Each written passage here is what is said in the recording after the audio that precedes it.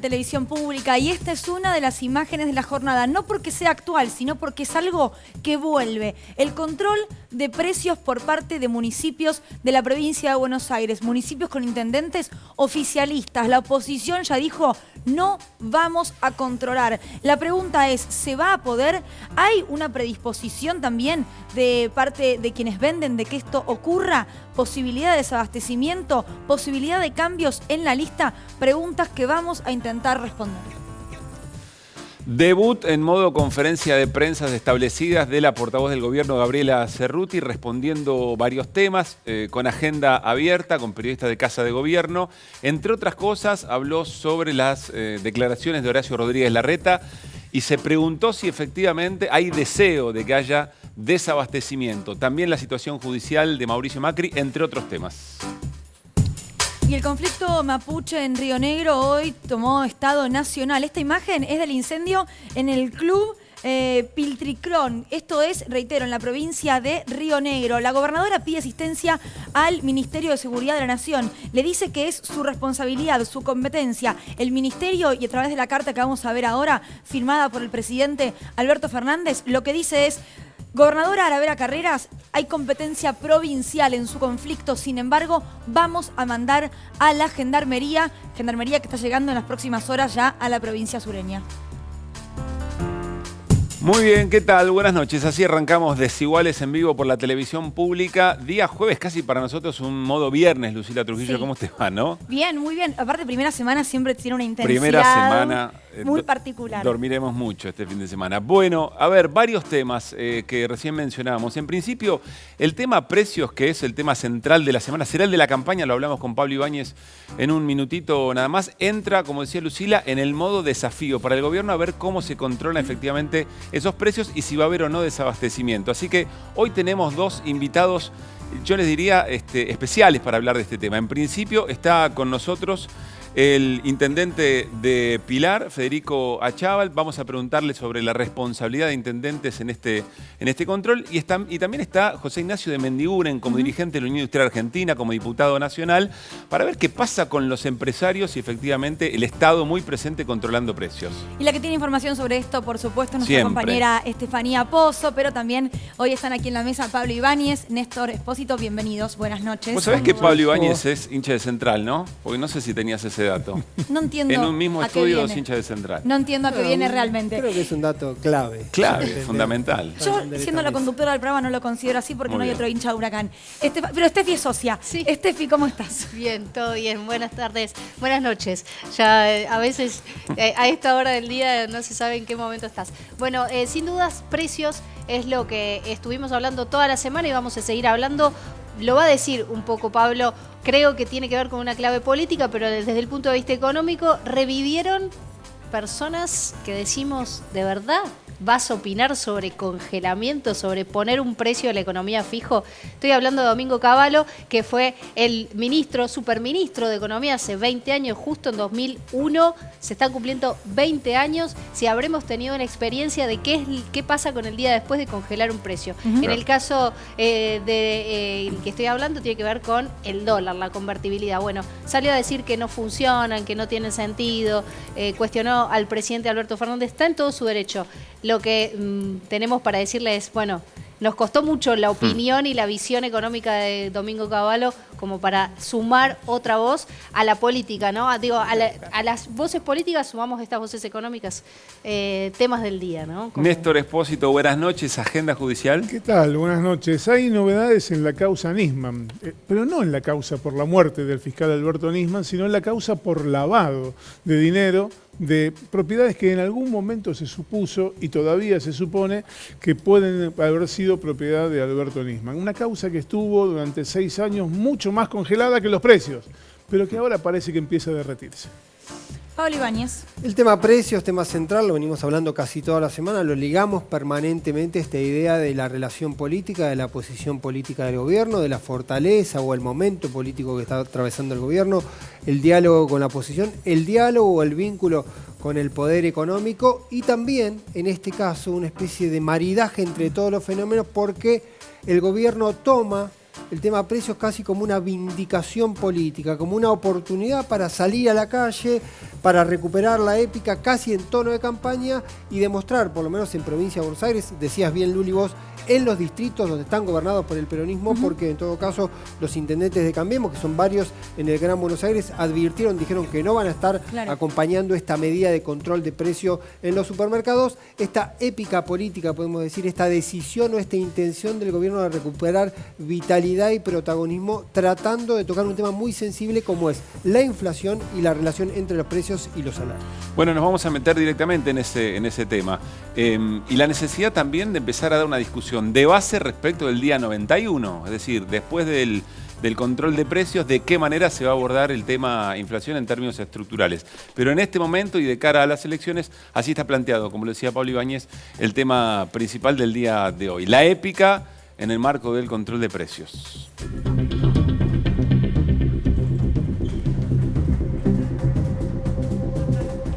Bueno, vemos imágenes del gobernador Axel Kicillof. Habló Pablo Ibáñez, hoy el gobernador, también está allí Roberto Feletti. Son en un punto quienes encabezan, ¿no?, esta cruzada en favor del congelamiento de precios, en el sentido de decir, sabemos que no es la solución definitiva, pero es lo que hay que hacer hoy. Bueno, fue lo que ocurrió ayer en La Plata, día a la tarde, reunión, estaban Feletti, estaba Axel Kicillof, hubo una cantidad de intendentes del Gran Buenos Aires, hubo como un gran despliegue del gobierno bonaerense, pues estuvo también la vicegobernadora, el jefe de gabinete, continuó más o menos un rato antes, había estado Juan Mansur reunido con Augusto Costa, Axel Kicillof e Insaurralde, también repasando esta dinámica de cómo puede funcionar esta medida del control de precios, y en Casa Rosada, casi al mismo tiempo, Alberto Fernández se reunió con dirigentes de la CTA Autónoma, planteándole que era de alguna manera como el motivo principal hoy del gobierno, encontrarle una vuelta al tema del control de los precios, al congelamiento, lograr que se frene la escalada. Me parece que hay dos ejes para seguir. ¿Cómo va a ser la relación y el diálogo, que todavía se mantiene abierto, pero que se ha endurecido en algunos aspectos, particularmente con algunas empresas? El martes acá había una empresa, recuerdan que hablamos de Molinos Río de la Plata. Sí, bueno, señor. con las horas hubo dos empresas más que advirtieron y pusieron objeciones muy fuertes sobre el control de precios. Hoy Además de Cerruti, Molinos Río de la Plata, Pablo dijo 80% a favor de las empresas. 80% a favor, con algunas empresas muy importantes, con mucho volumen político, como En ese son 20%. Arcor. El tema, Claro. te digo, siempre los porcentajes hay que mirarlos en relación a cuál es el universo de totalidad. 80% de la cantidad de empresas es una cosa, el 20% restante, ¿qué representa en las compras y en las ventas de los supermercados? Porque si ese 20% de empresas son las que de alguna manera tienen el 50, el 60% del mercado, te pueden marcar la cancha de manera distinta que el restante de la 80%. Claro, el tema de la concentración, ¿no? Claro, Que es por lo que eso muchos digo. señalan como las razones de la inflación en función de la recuperación de los márgenes de ganancia. Sí, pero eso no explica la inflación. Que tengamos algunas empresas recomponiendo y no rompiendo el contrato social de lo que significa producir alimentos en un país que tiene el 40% de pobreza es una cosa, pero eso no explica toda la inflación, ¿no? Eso está clarísimo que la discusión va mucho más profunda, lo dicen los propios funcionarios, y creo que ahí hay una disputa política hacia adentro del Frente de Todos incluso también sobre eso. Sí, hay incluso una mirada difícil de precisar, creo que por ahí con Federico Achával lo vamos a poder abordar, que haya una especie de empatía o de posición muy en común entre algunos grupos empresarios y el discurso público de dirigentes de la oposición, lo que dijo Horacio Rodríguez Larreta, que prácticamente repite lo que dice Daniel Funes de Rioja respecto a que va a haber abastecimiento y que el control de precios no va a funcionar. Indistintamente de la interpretación sobre el fenómeno, hay un diagnóstico similar. Si es coincidencia o si es funcional, es otra discusión. La pregunta también es si el clima electoral no colabora en tratar de generar un diálogo lo suficientemente profundo para encontrar los acuerdos posibles para resolver estructuralmente el tema de la inflación. Se supone, de todas maneras. Porque, perdón, apareció lo de Mansur. Mansur hace una serie de tweets y además involucra directamente en la estética de campaña del propio frente. Ahí hay vamos a repasar ahora, vamos a ver el video que estuvo circulando, que se publicó, que tiene que ver, repite el formato de campaña que diseñó está detrás nuestro, está en la pantalla catalán. El sí. Exactamente, Antoni Gutiérrez Rubí, que tiene que ver con esto, que hoy estuvo en Casa Rosada. Hoy a las 6 de la tarde estuvo junto a Juan Mansur y un grupo de ministros, estaba Gabriel Catopodis, estaba Zabaleta. Esa reunión, donde no estuvo el presidente acompañando, tuvo que ver con esa decisión política de vincular en todo Lo que pasa es que, en definitiva, no está mal. ¿Qué se le reclamaba también al gobierno, sobre todo en muy buena parte de la pandemia? Más movilización, más convocatoria, más épica, decía Pablo. Y en este problema es la micro del enfrentamiento de dos maneras de entender la economía, de dos maneras de entender el Estado. Es lógico que efectivamente en esta escena tan pequeña, o importante en términos de la consecuencia para el salario de argentinos y argentinas, pero sí acá se enfrentan las dos maneras de entender el desarrollo de un país. A ver, por un lado se habla de controles, se habla de la necesidad de una medida como esta para que los argentinos accedan a alimentos y bebidas con productos que no se van por las nubes. Por otro lado, lo decía recién Pablo Ibáñez, empresariado y oposición con el mismo discurso y repitiendo mucho la palabra desabastecimiento. Todo eso en el siguiente informe. Cuando algún producto no puede llegar a la góndola al precio razonable para que el último eslabón lo venda, y no lo va a poder comprar porque no puede vender a pérdida, es una cuestión de sentido común. Durante muchos años, fundamentalmente los años de gobierno del macrismo, le fue muy bien a muy poquitos, ¿no? Muy poquitos. Aquellos vinculados al poder financiero, a los grandes empresarios, y le fue muy, pero muy mal a millones de argentinos, ¿no? Y nosotros queremos que les vaya bien a todos. Esta cosa obligatoria de control de precios ya sabemos en qué termina. Desaparece el producto de las góndolas, desabastecimiento, se cambia la etiqueta para aparecer como otro producto. Eso más que nada es una amenaza. Es una amenaza. Que el PRO, Cambiemos, Juntos, o como se llamen, no quieran cuidar los ingresos de los sectores medios y populares, nos sorprende. El gobierno va a garantizar que el comercio se mantenga libremente, que los productos lleguen a la mesa familiar, que las familias puedan acceder a todos los productos. Lo que el gobierno le pide también a la oposición es que no entre en el juego de generar temor a la población o de generar rumores o de generar falsas expectativas, porque pareciera, lo que no nos queda muy claro es si eso de Horacio Rodríguez Larreta es un diagnóstico o un deseo. Muy bien, allí estaba Gabriela Cerruti como portavoz del gobierno, inaugurando, decíamos, las conferencias de prensa y este tema, por supuesto, central. Está Federico Achava, el intendente de Pilar, con nosotros. ¿Cómo anda? Buenas noches. Muy buenas noches. Gracias Pablo, por venir. ¿Cómo andan? Bien. ¿Cómo van a controlar los intendentes los precios y con quiénes? Fundamentalmente, partamos de la base que lo que bien señalás es que lo que tenemos que hacer es cuidar los precios, porque realmente lo que la población nos pidió es que tengamos el foco puesto en parar la inflación. Y lo que vamos a hacer, particularmente el sábado, producto de la reunión que tuvimos con el gobernador Kicillof y con Feletti y con Débora Giorgi, es tratar de que en la góndola el precio se respete de acuerdo a lo que el gobierno fijó para los productos de la canasta básica. ¿Cómo lo vamos a hacer? Con los inspectores. Y también me parece muy importante, es una buena oportunidad, ya que estoy conversando con ustedes, que la gente, en definitiva, salga, vaya al supermercado, se fije cuál es el precio, si el precio está acorde al precio que fijó el Estado, porque lo que tenemos vocación nosotros es que haya productos y que esos productos se adquieran al precio que la gente pueda justamente comprarlos. Ahora, Federico, ¿el control en un hipermercado o en un supermercado de una gran cadena y en un almacén de barrio va a ser el mismo?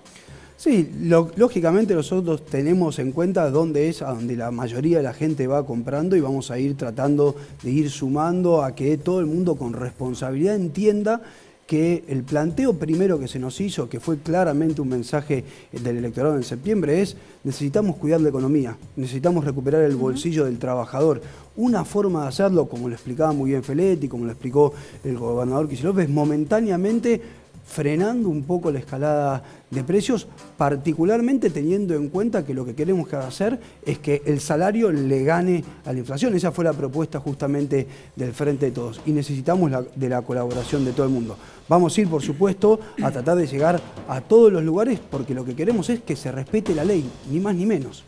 Federico, te aclaro antes que banco fuerte la organización popular, banco la pechera, pero sin embargo hay un sector de la política que dice, bueno, ahora los movimientos sociales, la militancia, van a entrar a los comercios, van a patear la puerta y van a revisar todas las góndolas. No, justamente lo que se planteó el otro día en la reunión es, lógicamente, la Secretaría de Comercio Interior fijó unos precios en 1.432 productos, nos pasó el listado, va a ser una resolución que delega la facultad de control en la provincia de Buenos Aires y la provincia de Buenos Aires en los municipios. Que ya tenemos esa facultad, producto de la ley de abastecimiento, justamente, pero lo que sí tenemos, que es muy importante, tratar de generar la conciencia colectiva, porque también me parece importante señalar que acá no es que estamos buscando que las empresas no ganen. Lo que nosotros estamos viendo es que a la salida de la pandemia hay una reactivación del consumo. Lo que se está planteando es que efectivamente ganen y logren la recuperación, pero que no lo hagan a partir del precio, sino de mayores ventas. Como intendente te piden reuniones los supermercados,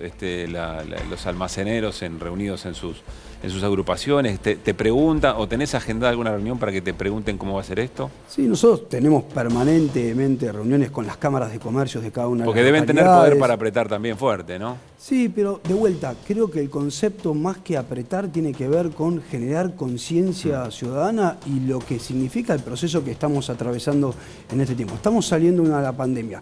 Vimos que la población en general está pidiendo, por favor, que garanticemos el precio de los alimentos, que tiene que ver con llevar un plato de comida a la mesa. Estamos tratando de generar la reactivación económica, básicamente tratando de generar empleo genuino. Ahora, es importante que ese empleo también sirva, producto del salario, alcance para llegar a fin de mes. Básicamente eso es lo que se está buscando con las medidas. Cuando tuvimos la reunión con Feletti, por ejemplo, una de las cosas que nos planteó fue, nosotros no buscamos ir a cerrar supermercados o almacenes. Yo te quería preguntar, porque digo, a mí me da un poco de una sensación rara eso de el rol del policía del ciudadano, ¿no? Digo, cuando vas y por ahí no está el precio, que te enojas con el que te vende y está a la vuelta de tu casa, porque no es el dueño de una cadena que no le conocen ni el nombre en general. Es que está perfecto, Luli, lo que planteas. Por eso lo que digo es, nosotros no es que queremos ir con una vocación de policía a cerrar supermercados ni almacenes que hacen el esfuerzo enorme de todos los días abrir y tratar de vender sus productos. Lo que queremos es que en este contexto, hasta el 7 de enero, los productos que se dispusieron de acuerdo a un montón de diálogos que ya venía habiendo por parte del gobierno, estén en la góndola. Y tratar, justamente nosotros también, de no ir a cerrar, sino justamente a plantearle que es importante ¿por qué, no? que el producto esté en la góndola. Preguntar por qué llegó a ese precio a esa góndola. Pienso en un mayorista que le vendió, en un proveedor que subió también los valores, que no respetó el acuerdo. Digo, ir un poco más atrás en la cadena en ese caso. Y efectivamente eso nos va a dar, obviamente, posibilidades de ir reviendo las medidas, porque cuando hablamos con Feletti, lo que planteaba es, nosotros vamos a seguir buscando el diálogo. Vale la pena destacar que lo primero que hizo el gobierno fue ir a conversar con los empresarios. No fue una imposición, fueron a distintas reuniones, con distintas cámaras, con distintos sectores, y cuando estaban llegando justamente a un acuerdo, aparece un comunicado que no se iban a presentar a la reunión y dispone esto. También vale la pena destacar que la medida dispone el precio al 1 de octubre, porque también lo que apuntalaba el otro día Feletti era que habían visto que en el último tiempo, desde el 1 de octubre al día de la fecha, había habido unos aumentos que no obedecían a ninguna situación macroeconómica que lo justifiquen. Bien. Vamos a hablar en un rato nada más con Víctor Fera, dueño de una gran cadena mayorista, también productora de alimentos, y está aquí en el estudio, ustedes lo vieron, Ignacio el Vasco de Mendiguren. Pero, Néstor, ¿querés una pregunta? Quería preguntarle al intendente si esto nos termina convirtiendo en un oxímoron. Digo, ¿no? Ustedes llegan al supermercado. El supermercado tiene un precio más alto que el que está pautado. El poder de policía indicaría que deberían cerrarlo. Ahora, si lo cierran, le ponen un palo a la rueda que reactiva la economía. Entonces es una contradicción en sí misma. ¿De qué manera se resuelve? Por eso nuestra primera opción es tratar de llegar a la responsabilidad ciudadana. Eso es lo que estamos buscando. Después, como siempre, la ley está para cumplirse. Y si nosotros tenemos delegada la función y la responsabilidad de que eso suceda, lo vamos a hacer porque es la disposición que impuso el gobierno nacional, producto de haber analizado una situación concreta y real y fundamentalmente de haber escuchado. Ustedes le dicen, vea, bájenme el precio de esto que no respeta el precio cuidado. Y le dice, vea, yo lo voy a dejar así. ¿Y qué hacen en esas circunstancias? Obviamente, ahí tenemos la facultad de policía, por eso es el Estado quien tiene la posibilidad justamente de imponer multas o en su caso cerrar el supermercado. Pero de vuelta, la primera opción siempre, que es lo que nos pidió Feletti el otro día, es tratar de generar la responsabilidad de todos y de todas. Estefi. Pensaba justamente en esto, ¿no? Se llega allí, ¿qué se hace? ¿De qué manera se conduce este control de precios? Y sobre todo, ¿cuál es la alternativa a no clausurar? Porque también coincido con Néstor, retomo la pregunta. ¿Se hace un acta? ¿Se le hace una multa? ¿Qué les dijo Feletti respecto de eso? La primera opción que nos planteó Feletti es tratemos de garantizar que el producto esté en la góndola y efectivamente que esté al precio que dispuso la Secretaría de Comercio Interior. Si no, vamos a ir viendo, por supuesto, eso es una parte de la dinámica del territorio, que nosotros tenemos la versatilidad de hacerlo. Probablemente en una primera opción hagamos un acta de intimación, después volveremos a hablar con el gobernador, con el secretario de Comercio Interior, a ver cómo quiere que avancemos sobre la situación. Si es una situación que se da aislado en un supermercado de nuestro municipio o es una situación que se da en distintos supermercados de la misma cadena en distintos municipios, también creo que lo que estamos buscando es la salida en conjunto entre todos y todas de la pandemia. Lo sumamos a la charla a Víctor Fera, empresario titular de Mariolio. Víctor, ¿cómo le va? Bienvenido a Desiguales. Lucila Trujillo, Pablo Caruso, saludamos. ¿Cómo está? Dale, ¿cómo están ustedes? Bien, bueno, seguramente está escuchando la charla, tendrá cosas para sumar. Yo la primera pregunta que tengo es, lo escuché asegurar que efectivamente no iba a haber desabastecimiento. Ahora, ¿qué pasa si algún productor dice, bueno, yo tengo mi producto, no lo voy a poner ahí a un precio en el que yo creo que voy a ir a pérdida, entonces no lo ofrezco a la venta? Esto es lo que suele decirse, lo que hoy por hoy se está diciendo por ahí. ¿Esto puede pasar o no? No estamos en una situación para desabastecimientos en absoluto. Puede haber desabastecimiento en un producto que póngale que en la lista haya salido mal o que está por debajo de los costos reales, en un producto, 2, 3. Pero no puede haber desabastecimiento si la lista está actualizada, si la lista es del 30 de septiembre. No tiene por qué haber desabastecimiento. Todas las empresas hoy, en la situación que está en nuestro país, debemos cooperar. Tenemos que hacer lo posible por hacer un esfuerzo. En el caso de nuestra empresa, productora de alimentos, nosotros desde el primer momento dijimos vamos a acompañar. Tenemos la palabra de Feletti que si hubiese algún problema en algún producto, se iba a prestar para conversarlo. Entonces no había mucho para discutir en ese tema. A ver, entonces lo que entiendo, Víctor, lo que entiendo es que si efectivamente puede haber algún caso aislado, se corrige, pero si llega a haber algún tipo de desabastecimiento más masivo, ahí hay mala intención. Olvídese, no puede pasar eso. No puede pasar. Porque si estamos hablando de congelamiento al 30 de septiembre, el 1 de octubre, sí. Estamos hablando de precios casi reales. Puede haber alguien que haya tenido una oferta en ese momento y que justo le cayó la casualidad que esa oferta que la hizo muy agresiva para poder vender más, le tocó ese precio. Yo supongo que si lo va a hablar en la Secretaría, va a tener la solución. Ahora, Fera, ¿por qué conociendo usted el rubro? Pero ¿por qué conociendo el rubro como lo conoce, cree que hubo grandes empresas que dijeron que no? Porque lo escucho y lo que usted plantea es que tiene lógica. Cámara de Comercio, el titular de la Cámara de Comercio, casi que lo aseguró. No mezclemos una cosa con la otra. Yo voy a hablar de lo que es este comercio hoy en la actualidad. Este comercio hoy en la actualidad tiene precios, diríamos que reales y algunos más elevados. Y otros aprovechan una circunstancia. Esto no significa que estamos a pérdida hoy los empresarios, porque si no, no darían las cuentas que dan hoy, los números. Entonces, acá es el problema de voluntad, de que nosotros pongamos 2 puntos el minorista, 2 puntos el supermercado y que salgamos adelante. Cuando los congelamientos se van en tiempo fuera de lo común, ya dejan de ser congelamientos, ¿me entendés? Pero cuando es en una razonable las fechas, y vos tenés la palabra, que se tiene que cumplir también del otro lado, que si hubiese algún problema lo podemos charlar, no es mucho para conversar. Ahora sí. Teníamos 900, yo le voy a decir lo que pasó, teníamos 930 productos congelados. A raíz de ver quién tiene más fuerza, ahora tenemos 1.400. Claro. Ahora, así que muchas veces uno, por querer hacer más fuerza de la que corresponde, se cae y empuja más. A ver si entiendo, está diciendo algo interesante ahí, Víctor. Lo que usted dice es pulseada, claro, política entre un sector del empresariado, de la productora de alimentos, el gobierno.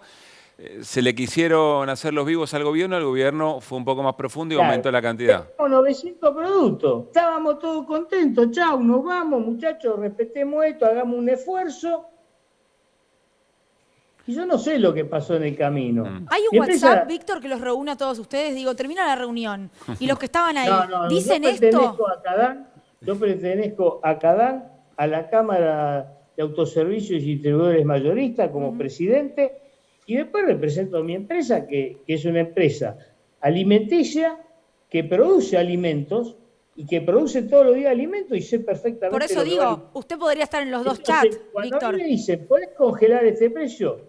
Y sí, voy a perder de ganar algo. Y sí, voy a perder. Pero ¿cómo no voy a acompañar una situación de país como la que vivimos? Bueno, no todos lo entienden así. Sí, claro. No todos lo entienden así. Y aprovecho para preguntarle... Y le armaron un grupo aparte, Víctor, además. No lo deben creer mucho.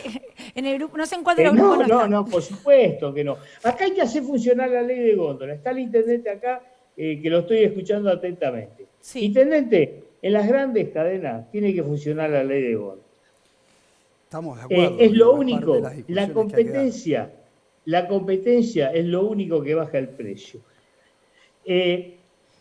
A ver, Víctor, espere un segundito, Víctor, que le hice una pregunta al intendente, a ver si contesta, Federico. No, es que estoy de acuerdo, tiene que funcionar la ley de góndola. ¿Pero es difícil aplicarla? ¿Es difícil hacerla cumplir? No, es difícil, obviamente por la extensión que tiene la Argentina, pero digamos, nosotros tenemos la vocación de que eso se cumpla y en la gran medida, al principio recordarán que estuvimos también haciendo distintos tipos de controles. Pero Federico, ¿cuál es el vínculo de los intendentes con los supermercadistas, principalmente con los grandes, teniendo en cuenta que contribuyen, por supuesto, económicamente, como corresponde con sus impuestos, en cada municipio? ¿Cuál es esa ida y vuelta?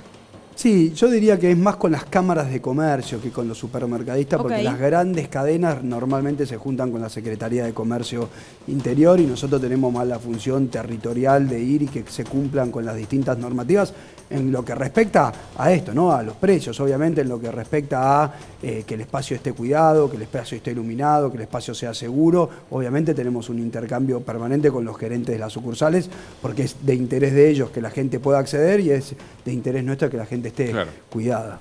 Víctor, le quiero hacer una pregunta casi de sexo explícito. Bueno. ¿Cuáles son los márgenes de ganancia razonables que puede tener una empresa productora de alimentos? Que debe tener.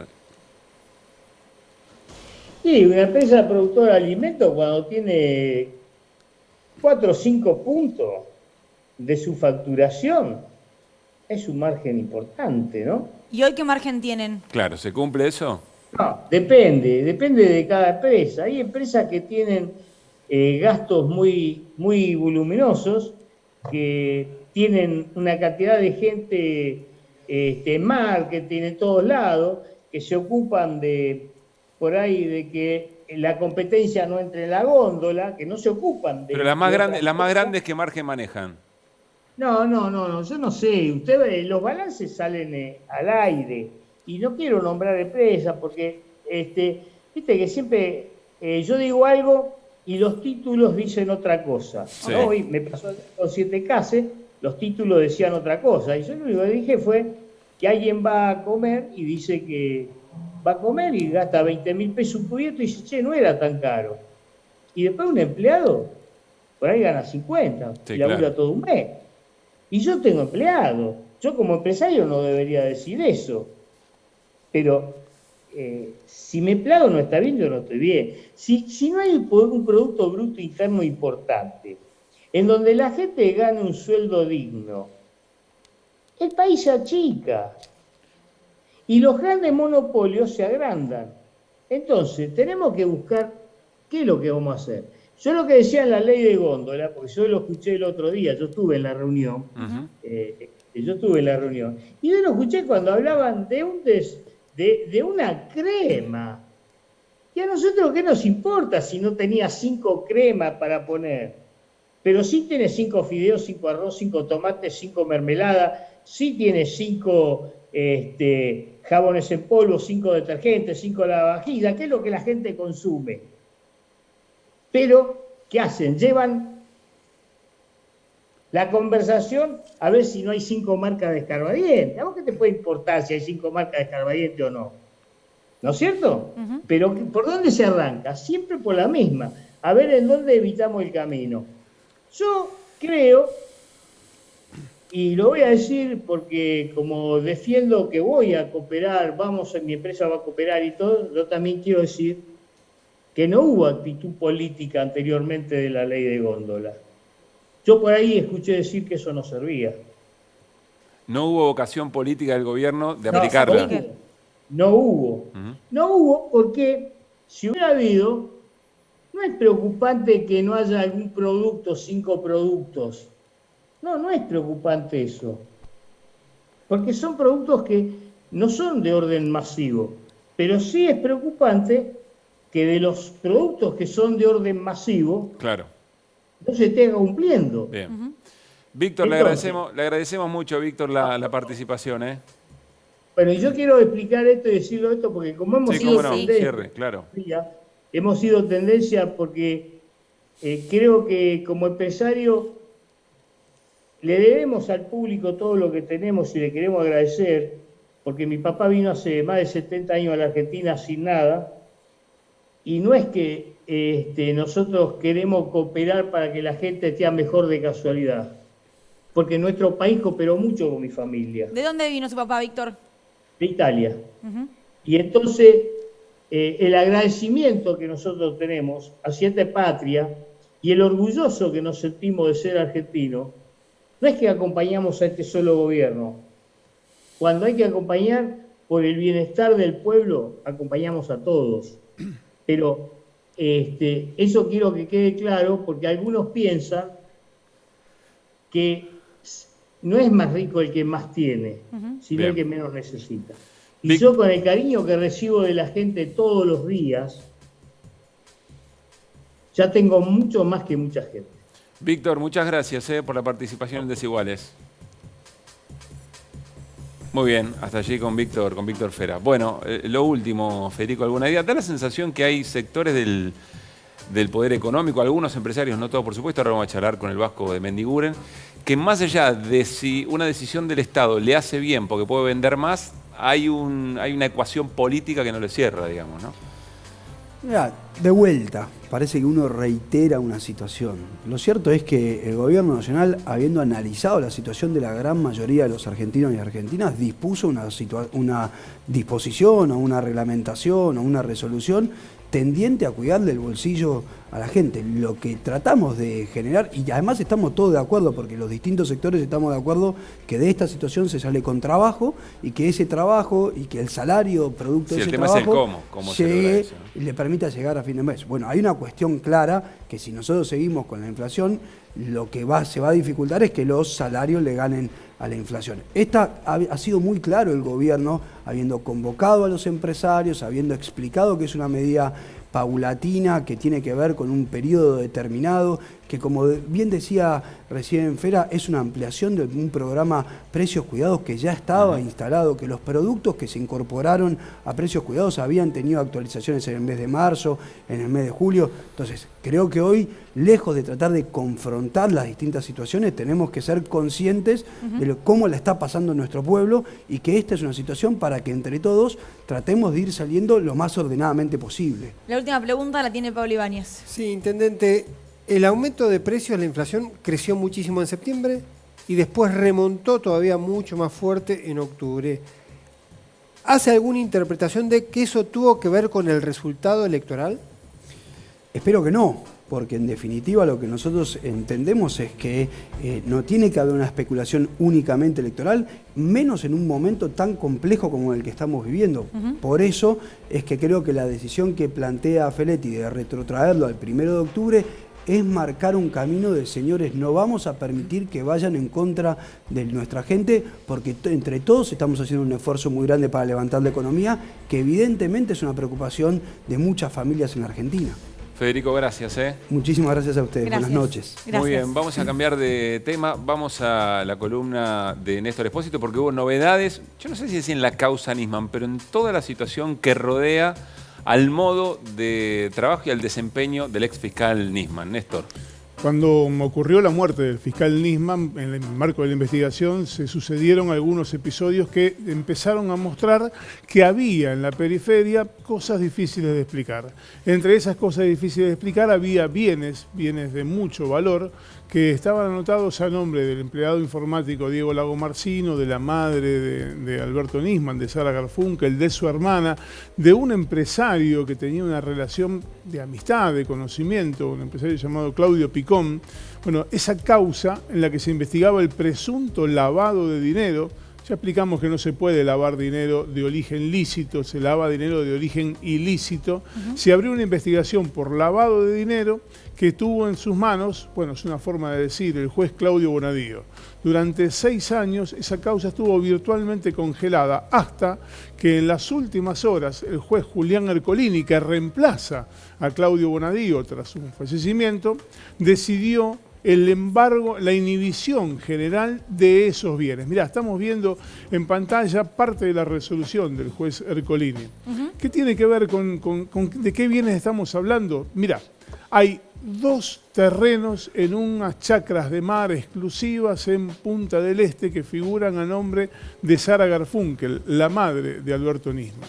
Además está la cuenta en el banco Merrill Lynch que tiene más de $666.000, esa cuenta que surgió a partir de la confesión de Sandra Nisman, quien le dijo a Sandra Arroyo Salgado, la ex mujer de Alberto Nisman, che, está esta cuenta en Nueva York, y Sandra Arroyo Salgado no tenía ni idea de ese dinero. Esa cuenta está a nombre de la madre, la hermana del fiscal Nisman y de Diego Lago Marcino, pero el apoderado de esa cuenta era Alberto Nisman. Esa cuenta no estaba declarada.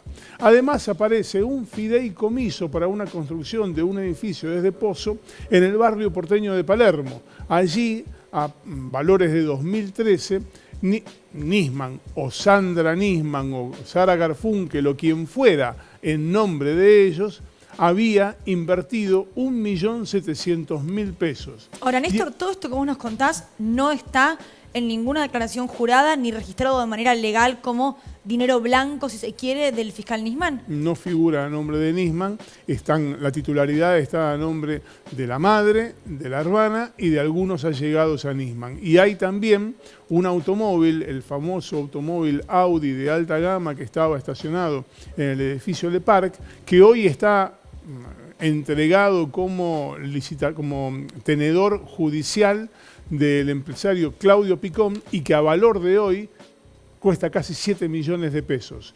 Todos esos bienes que según la justicia no está claro que sean de las personas que figuran como verdaderos dueños y que sospecha que pudieron haber pertenecido al fiscal Alberto Nisman, todo eso fue inhibido en las últimas horas, según te muestra el documento que acabamos de mostrar en imagen. Y Néstor, claramente esto tiene una dimensión política muy importante. ¿Cómo impacta en esa dimensión esto que estás contando en el marco de la muerte del ex fiscal, el marco de la ya caída causa memorándum?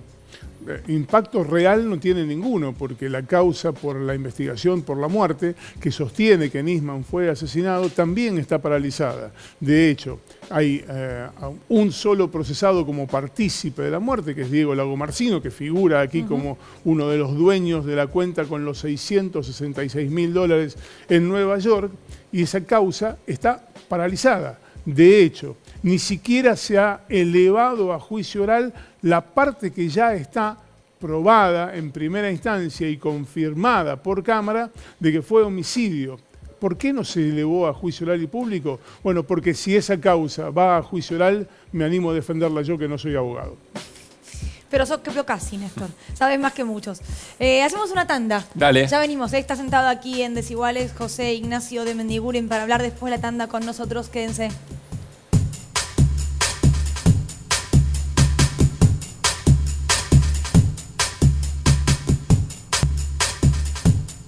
Bueno, muy bien, ya estamos de vuelta en Desiguales por la televisión pública en vivo y está José Ignacio de Mendiguren aquí con nosotros. ¿Cómo le va, José? ¿Bien?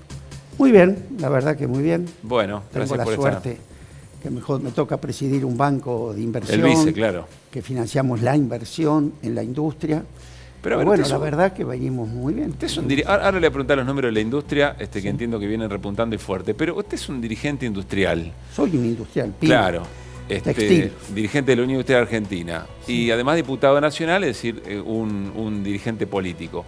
Cuando el empresario medio ve venir al Estado diciendo intervención, regulación, control, el empresario medio se le paran los pelos, sale corriendo, se asusta, ¿es una reacción así innata? Pero me lo decís en broma. No, pregunto por lo que escucho, por lo que estamos escuchando. Vamos a ser objetivos para no poner, porque si no, hoy la Argentina está toda en la grieta y nada. Vamos a ser objetivos. Yo soy industrial de hace 40 años. Pyme, textil. La crisis del año pasado tuvo el mayor rescate que tengamos memoria del sector público al sector pyme en una crisis. ¿O lo vamos a discutir? Tráeme uno que lo discuta. Al gobierno anterior nos caíamos 40 pymes por día, 40. Y le decíamos, hermano, no podemos bancar esta mochila de los impuestos que traemos, esta tasa de interés pornográfica, esta apertura indiscriminada, el retraso cambiario, todo junto. ¿Y qué nos decían? Es el único camino. Hay que hacer lo mismo, pero más rápido, ¿correcto? Vino la crisis del año pasado. Todo lo que pedimos lo tuvimos, moratoria la más larga de la historia.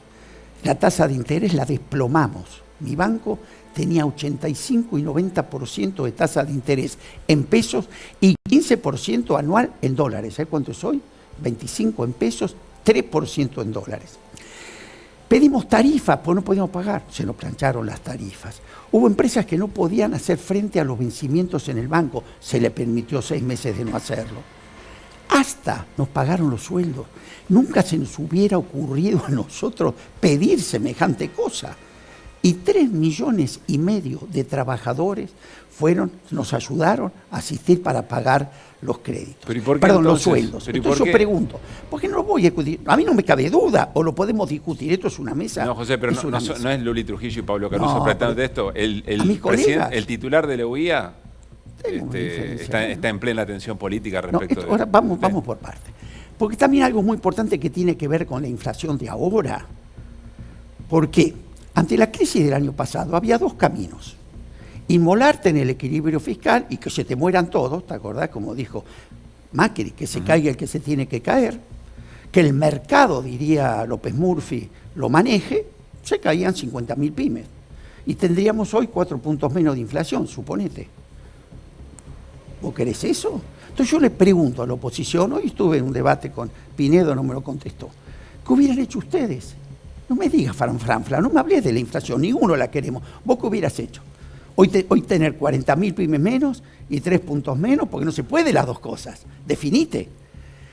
Pero además, ¿qué hizo el mundo? ¿Qué hizo el mundo en esta crisis? Se le quemaron los libros a López Murphy, a Tetaz, a todos. Estados Unidos salió a bancar la economía con un 13% de déficit fiscal. Y una inflación que estaba en 1.6 va a cerrar en 5.4. Casi la triplican en dólares. ¿Pero por qué?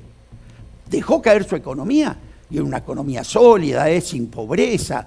¿Qué hubiéramos hecho nosotros? Entonces, claro que ahora tenemos un costo adicional de inflación, gracias a Dios, pero con un regimiento de pymes que yo visito todos los días que están vivas. ¿Qué vas a construir sobre un cementerio de empresas? Pero de Mendiguren, y por ahí me meto un poco pongo un pie ya en el debate que vamos a tener a continuación, ¿no? Que tiene que ver con los acuerdos, con el entendimiento, con las mesas de negociación. Yo comprendo lo que dice usted, pero pareciera que parte del empresariado argentino, de los industriales argentinos, no coinciden, o al menos cuando se sientan a negociar, no la ven. No lo tienen como un punto a favor. Ver, yo tengo la mayoría que yo comprendo, que son las pymes muy importantes, yo todo el textil, todo lo comprenden. Estamos casi a nivel pleno de actividad. Y pregunto, en una crisis como la que estamos teniendo, porque todo esto que yo te digo de nivel de actividad industrial que está 5.4% por arriba del mismo mes del 2019. Es decir, ¿le llegó a la gente? No, lo tenemos claro. Vamos camino a, pero hoy la gente está muy mal. Y no lo expreso acá, en el mundo, otro tema que hay que entender. No es que en la Argentina la gente se la agarró con el gobierno. En el mundo ni un solo oficialismo pudo ganar elecciones. Merkel, la conocemos quién es Merkel, en Alemania no hay inflación, una estadista, perdió las elecciones. Macron, en Francia, 70% no está de acuerdo cómo manejó la pandemia. Boris Johnson en Inglaterra, 24% imagen positiva. En América no ganó una sola elección el oficialismo. Perdió Estados Unidos, perdió Ecuador. Así que esto no es que hay un mérito de la oposición que ha traído un escenario, programa económico que la gente vota. La gente está mal y es lógico, se la agarra con quien gobierna. Esto no es excusa, porque hemos hecho cosas mal que hay que corregir. Pero el empresariado, vamos hoy al tema, hay que hacer un esfuerzo. Y vamos al tema inflación. El tema inflación, siempre, tiene dos componentes grandes. Un componente tiene que ver la macro, la política fiscal, la política monetaria, hoy la inflación internacional también. Y tiene otro tema que es expectativas. La gente tiene expectativas y por la duda remarca. Conclusión, ¿qué sentido tienen estos acuerdos de precios, controles de precios? ¿Ser la herramienta que va a controlar la inflación? Nadie dice eso. Es un instrumento que construye un puente de plata, ¿entienden? Entre que esas medidas empiecen a funcionar y que la inflación baje. ¿Por qué? Porque si vos calculás la inflación actual en función a la pasada para fijar los precios, le estás tirando nafta al incendio. Venís de una inflación pasada alta que querés proyectar. Entonces lo que tenés que hacer es trabajar en función de inflación futura. Y eso sirven los acuerdos de precios. Expectativas, siempre expectativas, ¿no? Pero esto es muy concreto en lo económico. Ahora, claro, ahí hay un esfuerzo de todos. Porque si a nosotros hoy se nos cae la posibilidad de alcanzar la mejora del poder adquisitivo del salario, que viene cayendo hace 4 años, nos quedamos sin mercado. Yo, industrial sin mercado, como un submarino sin agua, Sí, es claro. decir, no existo. Ahora, cuando es de todos, también es de la oposición y así lo dijo hoy el gobernador Axel Kicillof.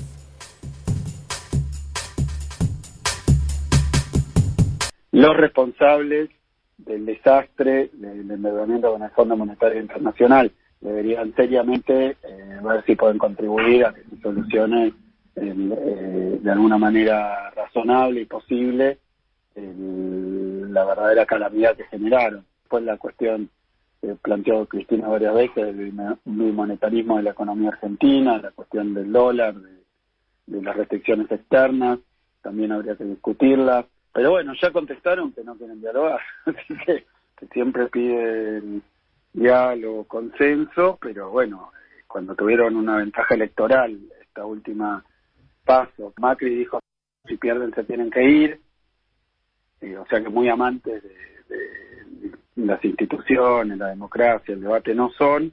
Claro. Después Vidal dijo que iban a ir por la presidencia de la Cámara de Diputados, se ve que están dispuestas también a desconocer esas tradiciones, esos acuerdos básicos, o sea que me parece que hay que sacarles la careta. Bien, parece un poco difícil, Marco, una elección que se hagan declaraciones en virtud de un acuerdo futuro en este contexto. Quizá habrá que esperar después, pero me parece interesante o nos parece interesante esta charla y esta posibilidad. Steffi. Vasco, sos industrial textil. ¿Por qué sube la ropa de la manera que está subiendo? Básicamente, el tema industrial, yo sé que esto no es sacarme el lazo, ¿no?, de encima. El tema de la industria, que es el costo industrial, más la tela, más los insumos, es el 22% del valor del precio final de la ropa. Entonces, cuando uno lo desagrega, tenés entre tarjetas de crédito, alquileres, costo financiero, ingresos brutos, se te va desde el 22% del costo industrial al resto. O sea, en la Argentina, por ejemplo, digo siempre, vos tenés un sistema de shopping en la Argentina, que son, además de ser carísimos, cada 3 años volvés a pagar una llave que es casi el valor del local. O Eso sea en que Estados la Unidos no existe. responsabilidad del aumento de la ropa, de la vestimenta, Es de la cadena. con más del 60% también tiene que ver con los shoppings. No, vos fíjate, mira toda la cadena de precios. Primero, que el precio de la indumentaria lo que se establece es en función de cuánto es el precio final de la temporada, porque vos empezás con precio pleno, a los 2 meses empezaste con los descuentos, al segundo mes hiciste otro descuento, y el valor promedio a lo que vendiste nunca es el que te figura. Y además hay enormes descuentos que vos viste que los termina haciendo el productor. Sí, pero por ejemplo, fui el otro día a ver un tapado, sale 30.000 pesos Sí, un sí, tapado. no es así. Es una bestialidad. Es así, el costo de la ropa en Argentina es caro, yo sé que es el sistema, y además hay un tema también que es importante, el cambio de las temporadas. Vos a veces te toca comparar el fin de la temporada de verano, que son ropa, viste, poner más barata en el costo promedio y que está en liquidación, con el primer mes de la temporada de invierno. Hoy no hablamos de ropa a nivel nacional porque hay que comer antes que vestirse Claro. con ropa nueva, ¿no? Pero si no sería el gran punto También. al que hay que apuntar, punto al que hay que apuntar, ¿no? Acuerdos, Vasco, lo veíamos recién en el informe. Vos hablabas de acuerdos con empresarios que tienen que darse. ¿Qué pasa con la oposición? Has estado en el Congreso, ahora estás de licencia, Sí. pero has estado ahí. ¿Cuál es tu diálogo con la oposición? ¿Qué hablas con tus compañeros o excompañeros de bancas? ¿Qué dicen? Yo creo que hay marcadamente dos tendencias en la oposición. Porque la oposición que gobierna, los jóvenes de la oposición que se ven con futuro político, es una cosa. Y después los que no gobiernan, que ya tienen edad, no tienen argumentos. A mí me gustaría discutir con ellos qué es lo que van a hacer para generar empleo y crecimiento económico. ¿Escuchaste a uno? ¿Escuchaste a uno que te diga por lo menos, che, aprendimos de la catástrofe que hicimos los 4 años y a partir de acá vamos a hacer esto? Nada. Bueno, Martín Tetaz dice que Al contrario. su fórmula es la independencia del Banco Central. Yo los escucho, yo un día con todo respeto se lo digo, los escucho hablar, yo digo, son el club del PowerPoint, ¿viste? Y un día le pregunto, decime Martín, como se lo digo a veces a López Murphy, con todo cariño, o a Per, ¿alguna vez en tu vida, además de hablar, qué hiciste? ¿Manejaste el consorcio de tu departamento? ¿La cooperadora del colegio de los chicos? Algo, porque vos sos el club del PowerPoint. Lo arreglan todo, ¿viste? ¿Te acuerdas de Duhovne? Sí. Tomaba whisky el muchacho con pañi, arreglaba todo. El tema fiscal, el tema financiero, hay que subir las bajas, hay que retener. Agarró la botonera y la explotó toda. Entonces, viste, yo le dije a López Murphy, tiene un debate que tuvimos a 2 voces. Ricardo, yo te conozco, somos honestos, porque él es honesto, él cree en eso. Hay otros que no creen. Que venga López Murphy, lo invitamos a Sí, debatir charlamos. con cualquiera, lo digo en serio, Lo este invitado respeto le hemos mucho, escrito a pues todos los grupos de yo comunicación. no comparto nada, Pero ¿no? a ver, yo entiendo Pero eso. pará, Ahora- entonces le dije, Ricardo, para saber lo que es la gestión, te preparaste 14 años, duraste 14 días. ¿No te parece que entre lo que te imaginás y ponerlo en marcha y te echaron los tuyos? Está en modo panelista encendido, Bueno. el Vasco. Tengo una pregunta, porque hay más que allá llamar, de mirá, eso, yo le acá entiendo. te voy a decir, perdóname. Sí, déjame una pregunta después. Sí, se cumplen 20 años de la crisis. No, pero contanos, sí. No, se cumplen 20 años de la crisis, estoy escribiendo el libro. ¿Eh? ¿Terminado o están Ya está. De la crisis del Está 2001, en de la que editorial. fuiste ministro Exacto, de la producción producción. en la salida. Sí. Tuve que agarrar el país que nos dejó Patricia Bullrich, que nos dejó López Murphy, que nos dejó Lombardi, que nos dejó Rodríguez Larreta. La peor crisis social, política y económica del país. Y ahí te cuento lo que hicimos, lo que dijeron, cómo salimos, porque de esa salida fuimos a la nuestra, la salida productiva. Y de esa locura generamos el proceso de crecimiento más largo de la historia argentina entre el 2002 y el 2011. Entonces, ¿qué te vienen a enseñar cómo salir de esa crisis? Y ese mismo equipo que estrelló el país en ese momento vuelve con Macri, ni siquiera cambian los jugadores. Bueno, está bien. Aún así, Y hace 1 año y medio. Aún así tiene una representación política muy importante. Sí, y está claro, incluso Cristina Fernández de Kirchner lo plantea en una de sus cartas, que no hay posibilidad de resolver los problemas más acuciantes, como el bimonetarismo, como la restricción externa, sin un acuerdo con los medios de comunicación, con la oposición, etcétera. Entonces, ¿vos ves posible un acuerdo? Porque hay uno que lo resuelve el Estado, otro lo resuelve el mercado. No parece haber mucho punto de Por eso, conciliación. acuerdo entre quién. A ver, ¿por qué salimos de esa crisis en la forma que salimos? Porque allí la política... Tiene que ser breve, perdóname. Sí, Yo la sé que da política- para mucho, pero tiene que La ser breve. política con mayúscula decidió pactar. El peronismo, el radicalismo, nos empezó a echar culpas. Dijeron, de esta salimos juntos. Y después cada uno sigue la suya. Ahí Alfonsín y Duhalde arreglan, comparten el gabinete. A mí me citan como ministro los dos. Y la Argentina salió con ese acuerdo. Otra cosa que fue muy importante. Sí, no había ocurrido el kirchnerismo en ese momento, ¿no? Está bien, pero vamos despacio. Y por otro lado, el diálogo argentino. Fue muy importante sentar a la gente para bajar decibeles. ¿Sabes por qué? Porque esto de generar la grieta, esto de todos los días, yo dije una vez, me cayó mal, pero lo digo, estamos cabeceando Granada. Pero los en un antagonismos gasoducto, existen. Los antagonismos existen, son reales y se concretan en modelo de país. ¿Crees que algún movimiento político, por fuerte que se crea, vamos a salir de esta o cavando grietas? Vas a postergar la explosión, pero no vas a salir.